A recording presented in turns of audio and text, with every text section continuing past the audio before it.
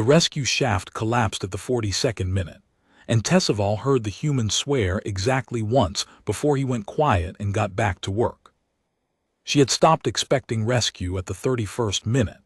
That was when the second bulkhead had given way, sealing her into the forward command pocket of what remained of the Karath diplomatic cruiser KDS Karath, and the structural analysis suite had finished its last update before the power relay failed.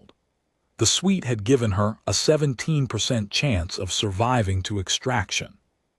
It had not said by whom, because it assumed the probability of rescue at this depth in a compressed debris field was close enough to zero that the variable did not require waiting. Then the human had called through the rubble. Survivor in Pocket C7, this is Corporal Davin Rai, HSV Meridian Search Team. I have your biosignature. Talk to me. His voice had come through the emergency communicator at the 33rd minute she had checked, because Tessival kept time the way she kept everything, precisely and out of habit. He sounded young. He sounded calm. He sounded like a man who had done this before, which she would later learn was not true in the slightest. She pressed the communicator plate with her one functional arm and said, "I am here. My name is Commander Tessival of the Karath Diplomatic Service.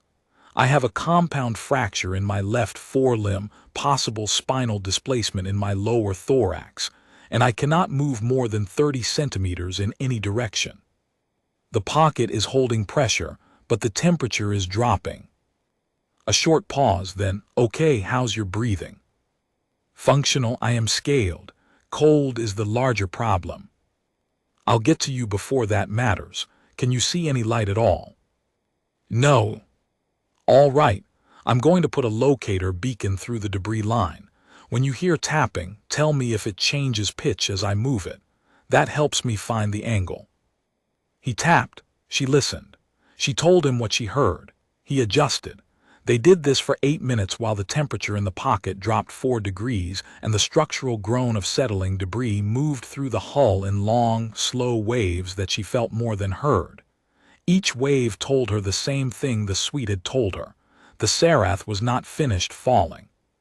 It was only resting between falls. At the 41st minute he said, "I've got a line through. I'm going to push a thermal pack first and then a light. Don't be startled." The thermal pack came through a gap she hadn't been able to see from her position, a slot barely wider than her forearm, in the collapsed overhead. She heard it scrape through, and then felt it land somewhere behind her shoulder. The warmth, when it activated, was so immediate and so completely unexpected that she pressed her undamaged arm against the pack and held it there in a way that she would have found undignified under any other circumstances. The light followed, a small cylinder that cast a pale circle on the fractured wall in front of her. She could see now the full shape of the pocket, a triangular space created by 2 collapsed support struts and a section of command console that had wedged against the bulkhead at an angle. The console was what was keeping the overhead from completing its fall. It was a heavy console. It had been well built. She appreciated that about it with a clarity she hadn't expected to feel. "I can see," she told him. "Good, I'm widening the gap now. This will be loud." It was. The extraction tool he was using, she could hear it through the slot. A hydraulic spreader from the sound of it produced a sound like something being born under great protest, a tearing, grinding complaint from the debris that settled into new positions with each push of the tool.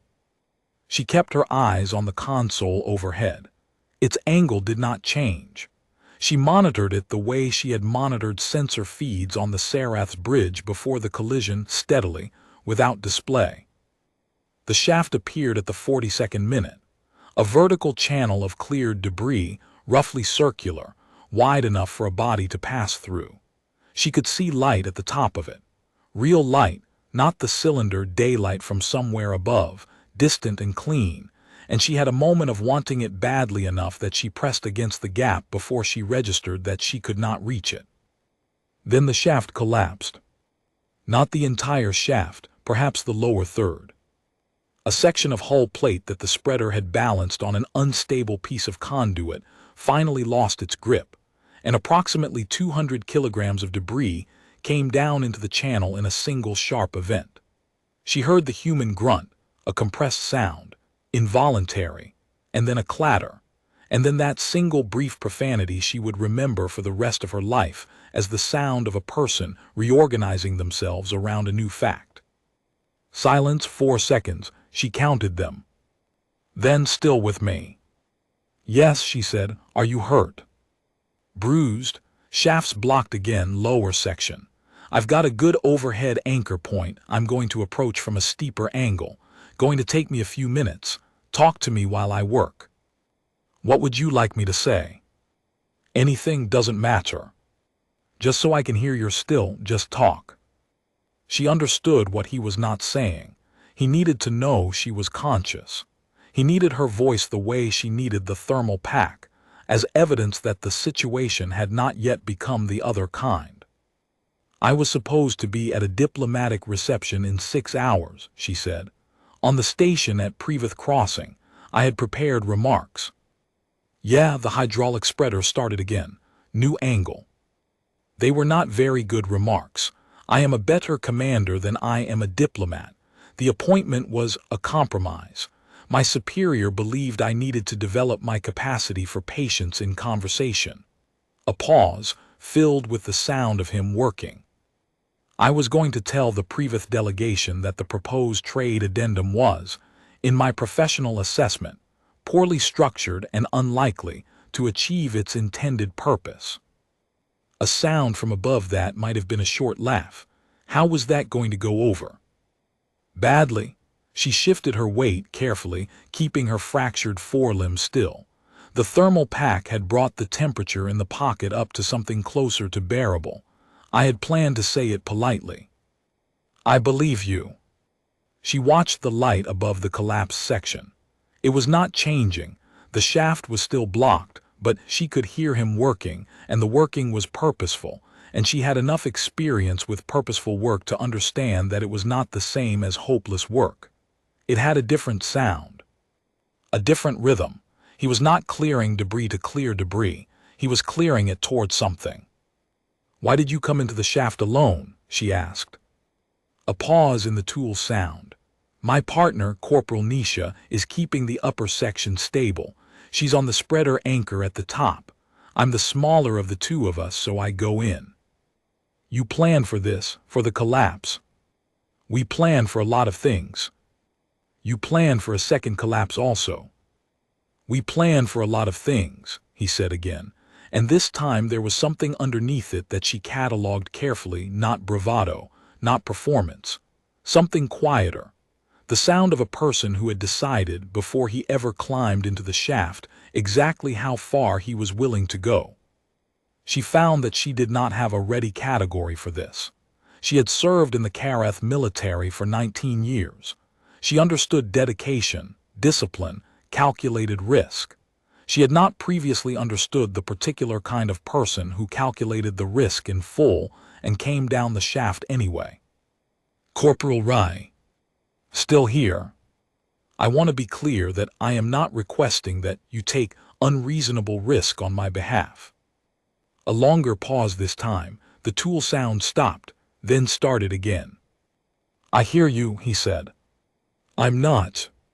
She decided to believe him, because he had not lied to her yet, and because the alternative was to believe he was lying, which would require her to account for the fact that he was still working, and she did not currently have a framework for a person who would lie about risk and then continue into it anyway. It seemed like too much effort in the wrong direction. The thermal pack clicked into its second cycle. She had not known it had a second cycle. The warmth increased, and she kept her arm against it. At the 55th minute, light returned to the base of the new shaft. Not pale daylight, the beam of a directed lamp, sweeping methodically. She heard debris shifting, heard the hydraulic spreader working in short, controlled bursts, heard him breathing with the specific rhythm of a person doing heavy physical work in a confined space and pacing it correctly. Almost there, he said. I'm going to need you to do something hard. Tell me. When I get the gap wide enough, you're going to need to pull yourself through with your good arm. I can't come in far enough to lift you, the clearance won't allow it. But I'll be right there. I'll have you. I understand. Your forelimb, it's going to hurt. I know. Okay, watch the light. When it gets bright, that's your signal. She watched the light. She thought, without drama, about the diplomatic reception she was not going to attend, and the remarks she had not yet delivered, and her superior who had sent her on this assignment as an exercise in patience, and whether the exercise had produced the intended result. She had spent 55 minutes in a collapsing pocket, injured and cold and in the dark, talking to a young human she had never met while he rebuilt a rescue shaft that had already fallen on him once. She was not certain this was what her superior had intended by patience, but she thought it probably qualified. The light got bright. She moved. The pain from her forelimb was exactly as significant as she had anticipated, and she dealt with it the way she dealt with things she had anticipated, directly and without dwelling. She pulled with her good arm, tucked her body, and pushed with her legs, and at the precise moment she thought she had miscalculated the clearance, a hand closed around her wrist. Human hands were warmer than she had been told they would be. That was her first thought, arriving with the same clarity as everything else. The grip was firm without being rough, calibrated to her wrist width, she realized, which meant he had looked at her biosignature data carefully enough to know her approximate dimensions. That was professionalism. That was something she had a category for. He pulled, she helped. They moved through the gap in 3 stages that each took longer than the last and mattered more than the previous. And then she was in the shaft and he had her by the shoulders and was talking to her in a steady, low stream. You're out, I've got you. Don't try to stand, just hold still, hold still. And above them, through the length of cleared debris, was the clean, hard light of the Meridian's work lamps and the voice of Corporal Nisha calling down that she had them on scope, and the medical team was standing by. They took 13 minutes to come up the shaft. He did not rush her. He went behind her, keeping his hands positioned to catch her if she slipped, and he talked the whole way, not the continuous low reassurance anymore, just ordinary things, things that kept her thinking forward. What the Meridian's medical bay looked like. That there was a heated blanket with a specific setting for reptilian biology. That Corporal Nisha had been given a very strong opinion about the canteen food on this deployment and was willing to share it at length. Tessaval focused on each handhold. She did not think about the structural groan she could still hear in the debris below them. She did not think about the 17% the suite had given her. She thought about the heated blanket and the exact temperature setting, and the fact that she had, against the mathematics, arrived at a point where such a thing was being offered to her. They came out of the shaft into hard daylight and cold air and the organized noise of a rescue site, equipment running, voices overlapping, the smell of cut metal, and the specific electric flat smell of emergency atmosphere processors. Nisha was there immediately, tall and efficient, already directing the medical team. Tessaval was on a stretcher before she had fully processed being horizontal. Davin Rai crouched beside the stretcher. He was covered in debris dust, and there was a cut above his left eye that he had not mentioned at any point during the last hour. He looked, she thought, younger than his voice. He looked like a person who had not entirely finished figuring out what he was going to do with himself yet, except in the one area where it had mattered. The reception, he said, the one at Previth Crossing. Yes. Your remarks, the ones about the trade addendum. She looked at him, yes. I think you should give them. She considered this for a moment. The medic was working on her forelimb and the heated blanket had been placed, and it was exactly the temperature she had been told it would be. Above her, the sky over the debris field was a clear and unremarkable blue, the kind of sky that did not notice what happened beneath it and did not need to. I intend to, she said. He nodded, as though that had been the answer he expected. He stood, checked something on his extraction kit, spoke briefly to Nisha, and then went back toward the debris field because there was still work to do and he had not said he was finished. Tessival watched him go. She had 19 years of service. She had seen competence, and she had seen valor, and she had seen the particular category of person who kept going not because they had calculated that it was likely to succeed, but because stopping was not a thing they had prepared for. She had not known before today that this was what hope looked like when it was a profession. She thought it was possibly the most useful thing she had ever learned.